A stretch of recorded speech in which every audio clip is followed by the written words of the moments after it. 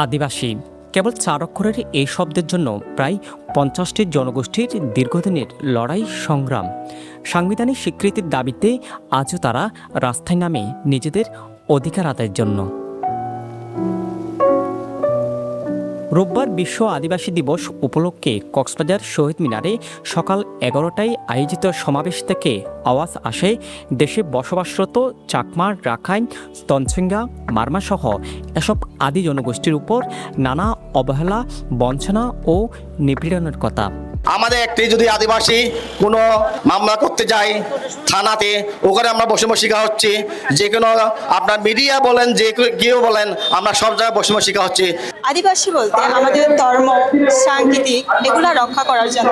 আসলে আমরা চাই যে একটা আমাদের ধর্ম যদি পিছিয়ে যায় আমরা সেটা বেছে নিতে পারবো না। আদিবাসী আমরা ন্যায্য দাবি করার জন্য প্রতি বছর আমরা 9 আগস্ট আন্তর্জাতিক আদিবাসী দিবস পালন করি, নিরাপদ বা শান্তিতে থাকার জন্য।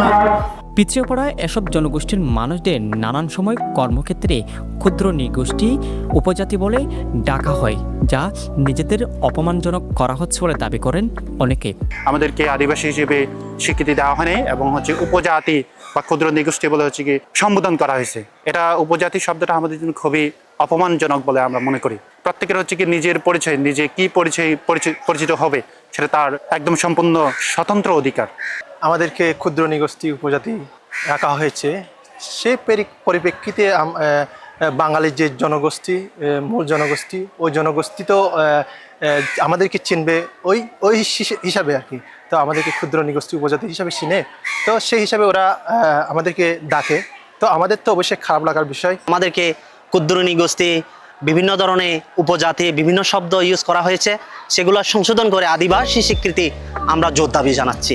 জাতিসংঘ কর্তৃক স্বীকৃত আদিবাসীরা দেশের সাংবিধানিক স্বীকৃতি লাভের কথা থাকলেও সেটা বাস্তবায়ন হয়নি আজও কোনো ফলপ্রসূ। ফলে আদিবাসীদের হতাশার ছাপ দেখা গেছে সমাবেশ জুড়ে। 107-এ জাতিসংঘ একটা স্বাক্ষরিত হয়েছে আমাদের ওই সময় 1972 সালে। তখন জাতিজনক আমাদের বঙ্গবন্ধু উনি স্বাক্ষর করেছেন। আবার 169-এর একটা স্বাক্ষর বাকি রয়েছে বাংলাদেশ। বাংলাদেশ আগামী দিনে যদি 1300 উন্নয়ন করতে যায়, তাহলে আমি মনে করি 169-এ অবশ্যই স্বাক্ষর করতে হবে। যদি স্বাক্ষর করা হয় তাহলে জাতিসংঘ যে স্বীকৃতি, বাংলাদেশেও সে আদিবাসী সাংবিধানিক স্বীকৃতি অবশ্যই দিতে হবে। বিভিন্ন রাষ্ট্রে রাষ্ট্রীয়ভাবে পালন হলেও অতি দুঃখের বিষয় আমাদের এই বাংলাদেশে এই পর্যন্ত রাষ্ট্রীয়ভাবে পালনের ক্ষেত্রে অনেক বাধা বিপত্তি পেরিয়ে আমাদের এই দিবসটা পালন করতে হচ্ছে। আদিবাসীদের যে ভূমির অধিকার, সেই অধিকার থেকে তারা আর কতদিন বঞ্চিত থাকবে? দীর্ঘ 28 বছর হলো তাদের সাথে চুক্তি হয়েছে, 28 বছর পর্যন্ত তাদের সাথে গড়িমসি করা হচ্ছে। এসব জনগোষ্ঠীর মাতৃভাষা রক্ষায় বিগত সরকার পাঠ্যপুস্তকে যুক্ত করলেও তা বাস্তবায়নের আলো দেখেনি। ফলে সংস্কৃতি, ভাষাসহ সবকিছু দিন দিন ক্ষীণ হয়ে আসছে বলে দাবি করেন তারা।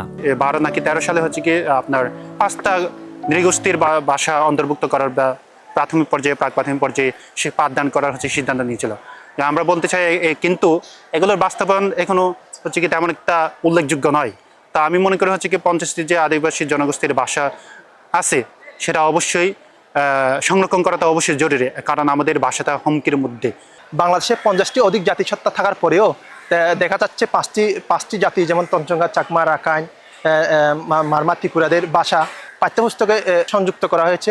পাঠ্যপুস্তকে সংযুক্ত করলেও কোনো পর্যাপ্ত পরিমাণে যে শিক্ষা ব্যবস্থা দুর্বলতার কারণে, শিক্ষক নিয়োগে যে পর্যাপ্ত পরিমাণে শিক্ষক না থাকার কারণে এখন আগে যেটা কার্যক্রম শুরু করছে ওইটাও এখন নাই বলা যায় আর কি। এবারের আদিবাসী দিবসে ধাত্রী সেবা, স্বাস্থ্য সুরক্ষা ও জ্ঞান সংরক্ষণের বিষয়কে গুরুত্ব দেওয়া হয়েছে। এছাড়া হেলেপাড়া নিজেদের ঐতিহ্য সংস্কৃতি রক্ষায় সরকারকে উদ্যোগী হওয়ার আহ্বান তাদের।